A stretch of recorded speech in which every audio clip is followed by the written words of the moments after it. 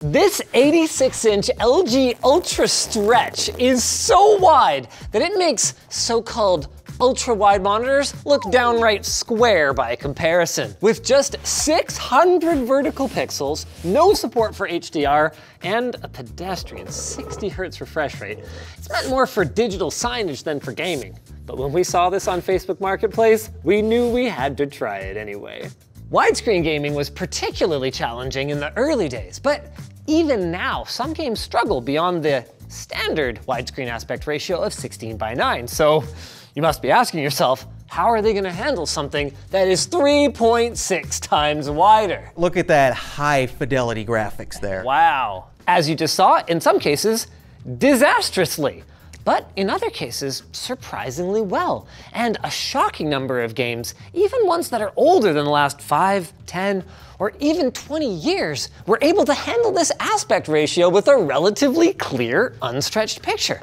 Like this relatively clear and unstretched segue to our sponsor. War Thunder. Experience pure vehicle combat immersion thanks to over 2,000 true-to-life war machines to control and wreak havoc with. Click the link below to score some bonus items too. First up, I just want to say you guys outdid yourselves with the setup here. We wanted to illustrate just how wide this thing was, and Tanner not only grabbed the widest desk pad available at ltcstore.com, but also built a keyboard. Oh no, I didn't build this. This was built by, I forget the guy's name. The company name is Piketty. He did a limited run of these and actually sent us his personal prototype. At a pixel count of 3840 by 600, it's a little over 1/4 of a slice of a 4K display, making this a very unusual piece of digital signage. But what makes a display signage instead of a TV or a monitor? Well, for one thing, the price. Instead of costing in the 30 to 40 cents per square inch range, like a basic monitor or a TV, this costs over $3.50 per square inch. That's about 8 times more. So while the actual screen area of this is less than that of a commodity 55-inch TV, it costs $4,000 US. Now, I could tell you that, oh, but that's because they use a special panel technology or exotic screen coatings or something like that. But unfortunately, that would be a lie. It uses the same fundamental IPS panel tech that you've seen from LG Display for decades with, at most, some more resilient driving electronics in order to handle a heavier duty cycle and, probably more importantly, a warranty that covers commercial use. So then why does it cost so much? Well, there's the warranty support, but also a handful of features that provide meaningful value to businesses, but that consumers don't necessarily need, so LG can hold them ransom if you don't pay the signage tax, like the robust support for picture-by-picture, picture-in-picture, the support for control over serial, control over network, various signage network protocols, and support for both DisplayPort input and DisplayPort pass-through. That last feature pairs really well with SyncLink, which is a protocol for connecting you directly to the wallet of your audience on Twitch. I'm just kidding. SyncLink is pretty much CEC and allows multiple daisy-chained displays to be controlled with a single remote. Oh, and I would say the software is another area of improvement. Would you look at that? The same WebOS you know and love, except home screen, completely devoid of ads. It's got other cool stuff too, like input failover, the ability to export and import settings so that if you need to reset the device, you don't have to fool around and tediously adjust every setting in every submenu, and it can even send you an email if something goes wrong. So if all that sounds great and you really want one of these, we're gonna have it linked below like we always do, but enough chit chat, let's see how it games. Oh my God, the ergonomics of this setup are not great. It's a lot of blank space. I went into the display modes because I was noticing there was a lot of motion blur. Yep. And I was thinking, oh, is there a gaming mode? No. But if I need transportation mode or government mode or mall mode, those are conveniently available for me. I like transportation mode. Let's do it. Makes it look like you're on a bus. That didn't change much. It's a little warmer. I gotta say, this pixel density, not great. Nope, it's not fantastic. You can really make out the individual pixels. Because this would be equivalent to probably what, like a 75, 86-inch TV if it wasn't just all long? No, it wouldn't. No, because 86 inches corner to corner, 84 times whatever 16 divided by 9 times 84. A number. Pixels per inch is 46. So what's a 27-inch 1080p monitor? 81. Ah, and that's already at the lower end of what I would want to use for desktop use. Okay, well, that explains it. That's not even as distorted as I kind of thought it would be. He looks so lonely, though. There's no doubt that when you're this close to it and you're focused on what would be the normal size of a monitor, it not only looks fine, but it actually is a little bit more immersive. However, when you withdraw a little bit and pay attention to just how distorted things get toward the edge of the frame, look at my buddy here. I'm doing battle next to Wide Putin. Did you see that scoping? We've got like this much. Actually kind of immersive. Hey, get out of here. Sorry. Overall, I think the most remarkable thing about this game is how unremarkable the process was to get it working. I launched it, and it immediately worked. Is it providing a great gaming experience? No, not really, but the problems that I'm having are mostly related to its mediocre specs. I mean, 60 hertz, slow pixel response times, not to mention that this menu right now is about 600 by approximately 1,000 or 1,100 pixels. You can barely read the text. The widescreen element of it in games has held up pretty well. But that wasn't always the case. Even though widescreen displays became readily available in the latter half of the 1990s, due to their price, they failed to reach any kind of mainstream acceptance for, well, quite a few years, and game support over those years has been spotty at best. Fun trivia fact, by the way, legendary developer John Carmack is known for using the Intergraph Interview 28 HD 96, a $10,000, 100-pound 16:9 CRT that he purchased in 1996 to work on Quake II, which ended up looking pretty decent on our 58:9 display. Is it because it was designed for a widescreen? Yes, but also no. It's definitely stretched, but if it were only designed for 4:3 and 16:9, the image would be far more stretched than it is. Instead, the game renders in a scalable manner, so it doesn't really care what resolution you run at. And this approach probably seems like common sense today, but many older games were designed with a fixed aspect ratio and, well, didn't do so well. Damn it. I believe I was expected to notice something. Yeah, you're also expected to get further into the game. Hey, look, Oh, no way. Whoa, what? This is a standard ROM. It's the emulator itself that's doing things differently. Okay, when the enemies start just appearing out of nowhere 6 feet in front of you and you're not expecting it as much. Okay, so it's just caching whatever the last thing we saw was statically then. It's not actually dynamically updating anything that's going on the left, on the non-focused parts of the window. And you can actually get a good idea of when the sprites are actually being rendered and kind of how everything is laid out this way. And it actually numbers the total, what, like background draws or like scenes or? Now we've got the entire level stretched out behind us, and this NES emulator shows the issue of converting 2D tile-based graphics to widescreen. The picture is going to get rendered as a whole picture, with the sprite images being stored in the character memory and the level layout being stored on the program memory. In order to change the size of the view, the entire process needs to be changed to accommodate for this new size. I mean, you've only got 32 kilobytes of program memory, 8 kilobytes of character memory, and just 2 kilobytes of RAM. Keeping size down is absolutely critical. You can't add in code to make it widescreen if that would mean removing a level or a feature. So the easiest way to convert a 2D game to run in this super wide aspect ratio is to just fake it. This is not, in fact, the original Super Mario Bros., but rather a complete remake that is being rendered in our web browser and doesn't use emulation or even sprites. Instead, everything that you're looking at is a scalable vector. So, I'm sorry, but you can't just throw any old ROM at this thing and see the whole level. Now, that doesn't mean that it's impossible to adapt real old 2D games to widescreen. It's just harder. Anyway, there's a ROM hack of Super Mario World for the Super Nintendo made for 16:9 that successfully injects code for widescreen support. But such a change would need to be done for every game individually, or your only option would be to stretch. Thankfully, during the shift from 2D to 3D, scalable rendering, like we saw in Quake II, became the norm, even in places where the resolution was expected to remain constant. Take the PSP, for example. While later models do have a TV out feature, the launch model could only play games on its own screen, so there was technically no need for the developers of early titles like Ridge Racer to make their graphics scalable to any aspect ratio.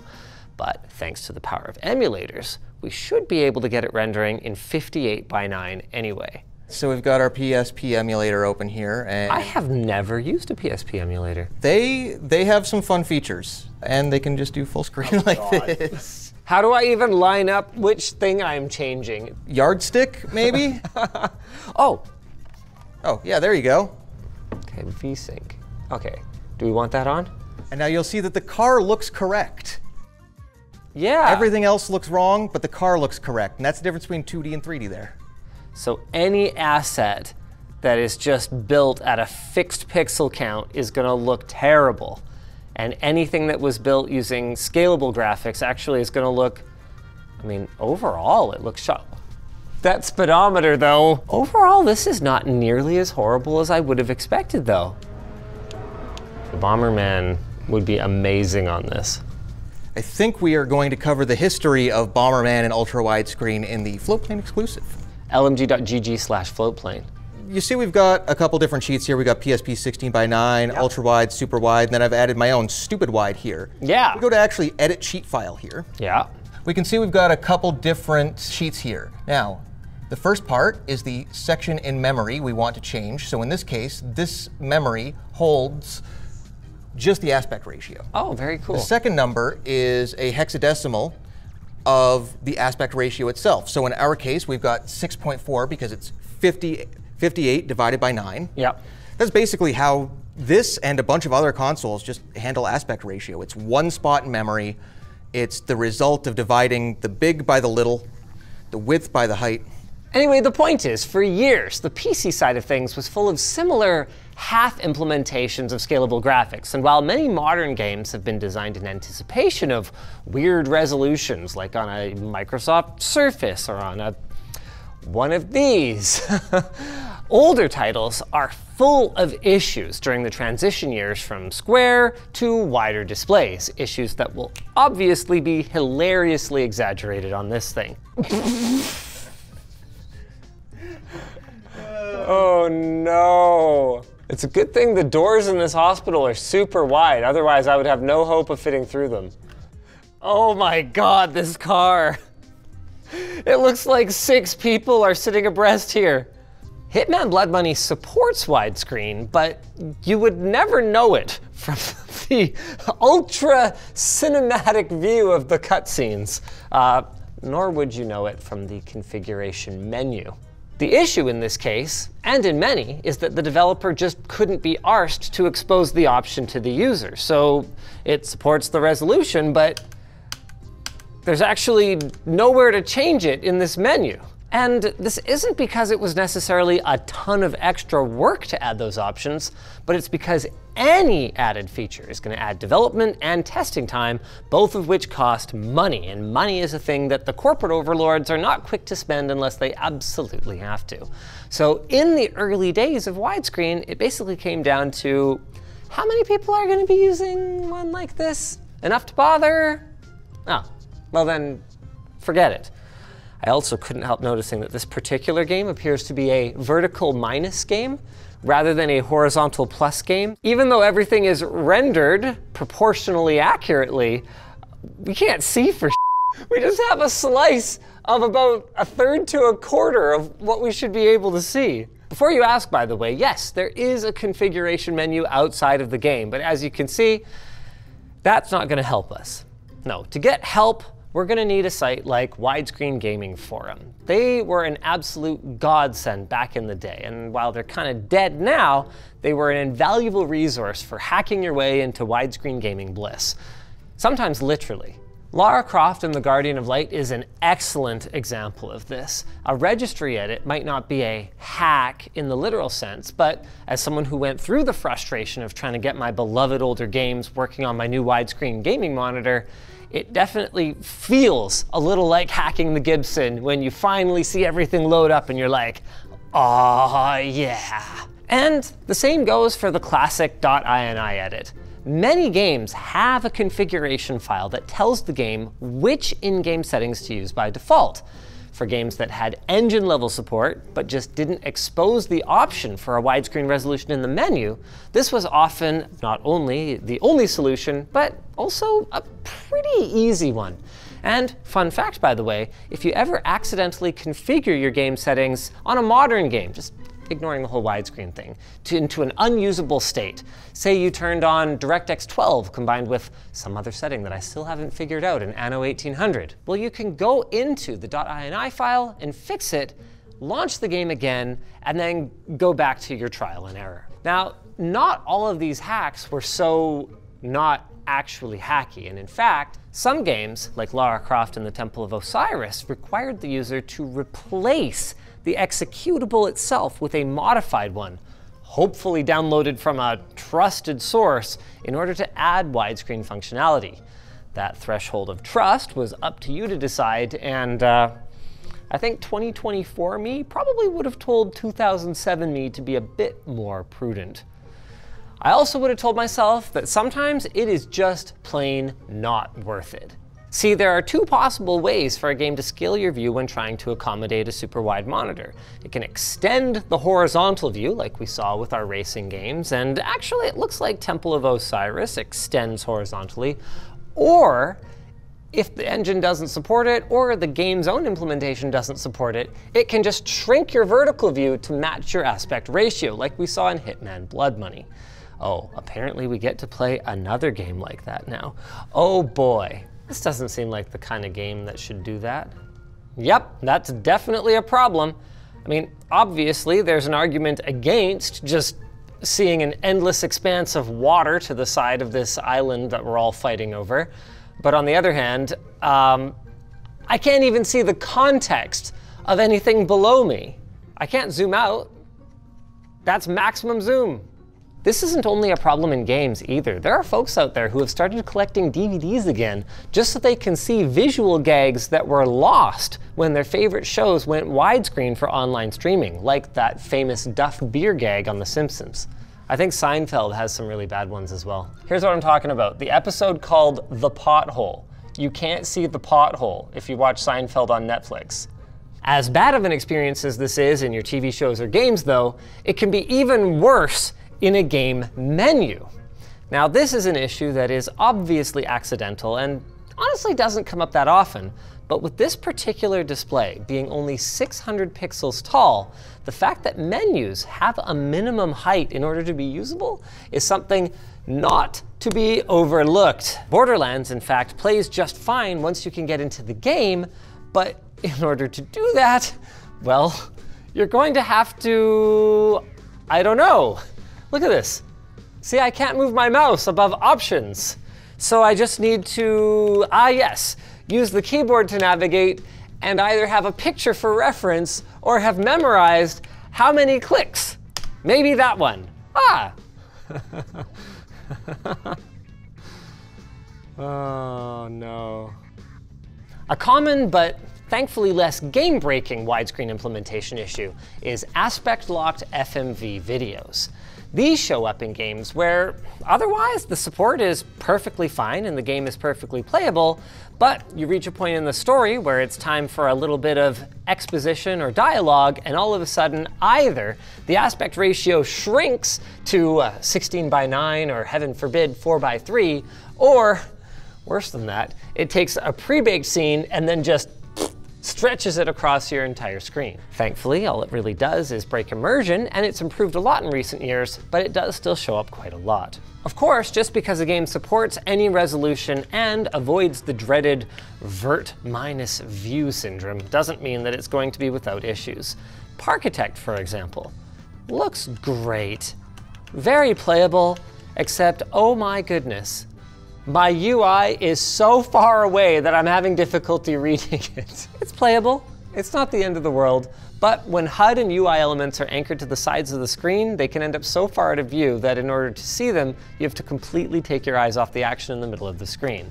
And while it might seem impossible for anyone in their right mind to be using a 58:9 monitor, in fact, NVIDIA Surround and Eyefinity setups using free 16:9 monitors are pretty common, and they form a view that is awfully similar to ours, just with bezels down the middle. One Eyefinity League of Legends modder went so far as to build a tool that moves the HUD over from the sides of the screen and then resizes it to the user's liking. The tool has been long abandoned, but it was a great idea and a feature that really should be baked into more games. There are a number of Hacky tools that gamers have used over the years to fix widescreen issues, like custom resolution utility, but there are too many for us to demonstrate all of them today. Fortunately, it's far less of a problem these days, and most games won't outright break if you try to launch them on weird resolution monitors. But it's obvious from a game design standpoint that it's just not possible to offer a perfect experience at every display size and shape. Oh, here's an example. On the first level of this game, you've got the farmer, right? Yeah. Or the gardener. And there's a lot of times where the camera wants to attach to the gardener, and it can actually move the goose outside of the view of the camera. It doesn't really cause any major issues, but you end up moving the goose around without it being on screen, which can become very confusing very quickly. It's clear that there's just games that aren't going to benefit from a super wide monitor and are going to look kind of silly if you have one. Yeah, I don't think I would choose an ultra wide monitor to play this game. You're not always given the choice. Some modern games don't support ultra wide resolutions for gameplay reasons. StarCraft 2 isn't the most recent example, but it's a very famous one of a game that supports various aspect ratios and resolutions, but no wider than 16:9 in order to prevent owners of ultra-wide monitors from getting a greater view of the battlefield, giving them a competitive advantage. This has been a source of considerable frustration for owners who are sick of looking at blank spaces on the edges of their match, especially when other competitive Blizzard games do support the feature. So, in summary, monitors and TVs, they're probably wide enough at this point, and even for digital signage, we honestly had a hard time coming up with any use for this thing. We were thinking maybe like a menu for the concession at the badminton center or something, but like, it's so skinny and the resolution sucks. So, wanna buy the widest monitor? No? How about something from our sponsor? War Thunder. What could be more satisfying than watching large vehicles get destroyed in a video game? Maybe watching over 2,000 vehicles get destroyed? War Thunder is a free-to-play PvP with a focus on realism. The combat is immersive, with every tank, plane, and ship being modeled after their real counterparts, right down to how it feels to pilot them and the sounds they make. There's a game mode for everyone, from the casual to the most hardcore players. One of the cooler features is the damage X-ray view. When you destroy an enemy vehicle, you can see where the damage was done, how it affected the vehicle, and what ultimately led to your victory, making strategizing for the next time easier. So join over 70 million players from around the world and start playing War Thunder free today at the link below. If you guys enjoyed this video, maybe check out our video on the Samsung Odyssey Arc. It is absolutely huge and maybe somehow less impractical than this monitor. What are we doing with this thing? Okay, it's for sale.